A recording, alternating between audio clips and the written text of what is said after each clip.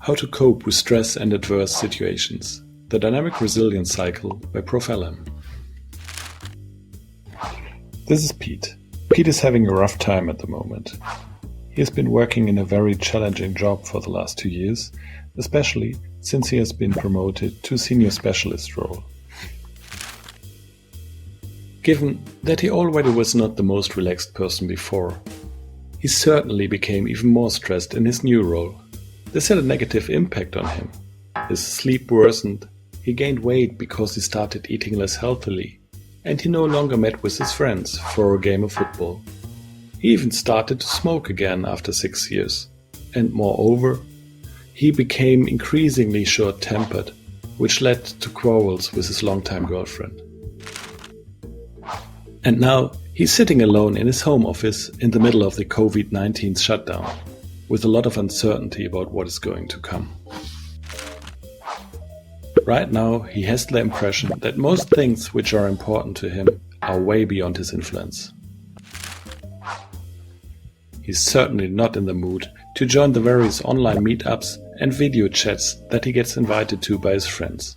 Instead, he mostly spends his time lying on the couch, watching the news and worrying about his future.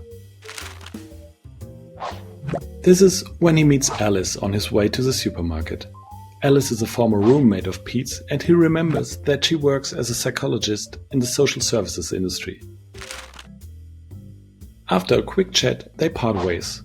But that same afternoon, Pete's phone rings and he's surprised to hear Alice on the other end of the line. Alice is wondering whether Pete is doing okay at the moment. I'm sorry if I'm mistaken here, but I couldn't help calling you to ask, would I be right in thinking that you're not feeling great at the moment? This question hit Pete right in the heart, and before he could stop himself, he started to talk about everything on his mind. And all of it just came out, and Alice just listened. And when Pete finished, she reassured him that he was going to be okay and said, Well, let me tell you about Hawaii. Alice starts telling Pete about Emmy Werner and Ruth Miss, who in 1955 conducted a study and began to follow the lives of a number of kids born in Kauai. She tells him about how they found that despite the dire circumstances some of these kids had to go through, many still developed into healthy and successful adults. This is where the term resilience was born. It means the ability to bounce back and sometimes even to thrive in the face of adversity. The good news from the science behind that concept is, if you want things to change, you can build this ability every day of your life and under any circumstances. You just need to start doing very little things and observe where they lead you. Pete is on alert. Of course he wanted things to change. He tried every day. But how could you change a global pandemic? Well, as strange as it may sound, a good way to start might be to cook a decent meal and light a candle. And then Alice goes on to tell Pete about the dynamic resilience cycle. This should give him an idea about how resilience can be strengthened on the long run, but also immediately. If you ask yourself why some people cope better with really challenging times, while others have a harder time or even a breakdown, it has a lot to do with how they are able to activate their social and personal resources when they really need them. Activating resources starts with building them. This is where the point of cooking dinner for yourself comes into the picture. The first step to building resources is that you allow yourself to take care of yourself, regardless of the situation you're in. People who have strong resilience sustainably build resources by investing in their physical health, eating well, sleeping well, exercising. And at least equally important, they invest in their psychological and social resources. They put some money in the bank, if you will, in order to prepare for tough times. And they do this by applying little habits, constantly and deliberately. Pete couldn't help but feel ashamed a little. He definitely hasn't been good to himself in the last month. Whenever he sensed that he could not cope with the situation, he started blaming himself and lost himself in a downward spiral of unhealthy habits. Feeling and acting in such a self-destructive way is a bad habit for almost everyone. However, it is important to become aware of these bad habits. Because realizing that it is something that you are actually doing to yourself means that you can stop it and do something else instead. The process of building resources will make it easier for you to know your needs, motivation, and values. This leads to the second step of the circle. If you know what is good for you, you can deliberately craft your job and your social life in a way that they fit to your needs. You can ask yourself if a job that sounds good on paper really has the potential to make you happy, or if the friends you hang out with after sports are really good for your well-being.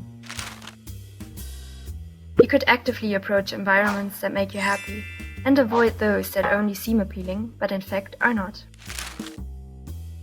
Some people master this really well, which means that they have a good overlap between their needs and their daily activities. This leads to less stress and pressure in the first place. But however good you are in building resources, shaping your life, and selecting the environments that you want to be in, still life happens and you find yourself in a situation like the one we are facing now. This leads to the question of how to better deal with challenges.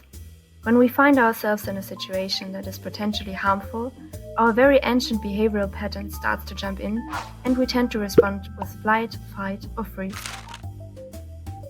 This means we get anxious and nervous, focusing only on how to protect ourselves. Or we get angry at the world and start to have conflicts. Or we freeze and basically avoid the problem entirely, procrastinating and focusing on less important things. The important thing to note is that it is not a law of nature how we react. It is all mediated by how we assess the situation in front of us and what we focus.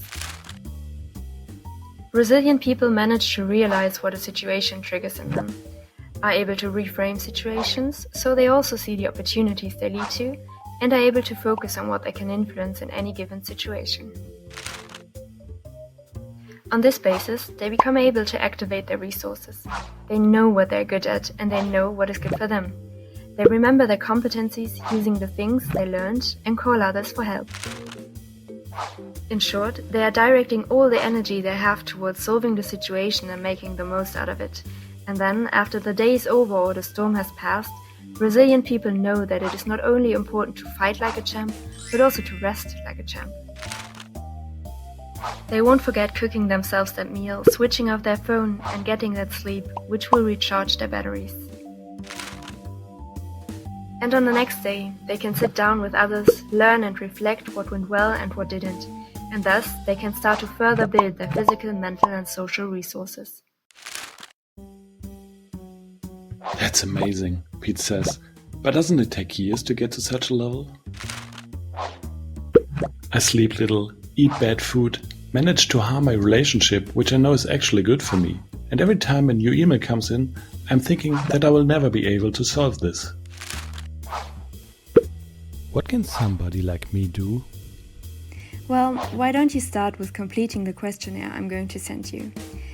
Then you can even better define what you're good at in this moment and where change might be useful.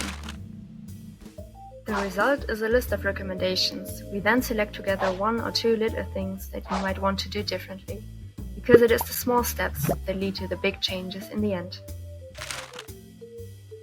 So no matter if you're feeling down like Pete or much more composed at the moment, completing the Dynamic Resilience Cycle questionnaire will be a good idea in any case. You will come across many proven aspects of resilience and resourcefulness, and you will be offered practical advice and a list of curated links to resources for further watching, reading, and listening on how to build resilience. And if you do have prolonged phases during which you feel depressed or think about harming yourself, please talk to your doctor or a specialized care facility nearby. You are not alone. Stay safe and take care of yourself. Your Profil team.